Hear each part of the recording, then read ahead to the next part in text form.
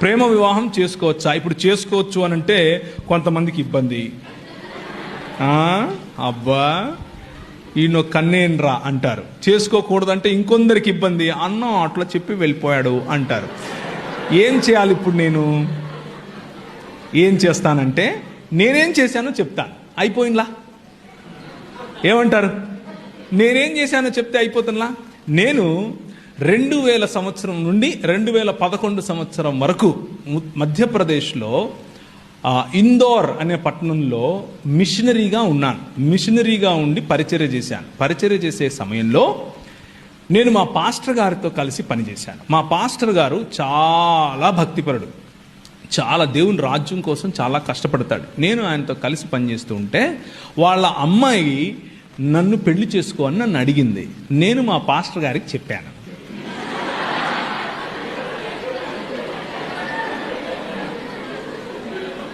రెండు కలిపే కదా? కలిపానా లేదా? చూసారా? అందుకే ట్రిక్కీ క్వశ్చన్లు మీకే కాదమ్మా, మాకు తెలుసు. నేను మా పాస్టర్ గారికి చెప్పాను, అయ్యా మరి ఆమె నన్ను పెళ్లి చేసుకోమని అడుగుతా ఉంది, మీరు ఓకే అంటే సమయం తీసుకుని మా ఇద్దరికి కౌన్సిలింగ్ ఇవ్వండి, మేము పెళ్లి చేసుకుంటాం. లేకపోతే రేపటి నుంచి మళ్ళా దాన్ని ఏమంటారు, ఎవరికి వారే యమునా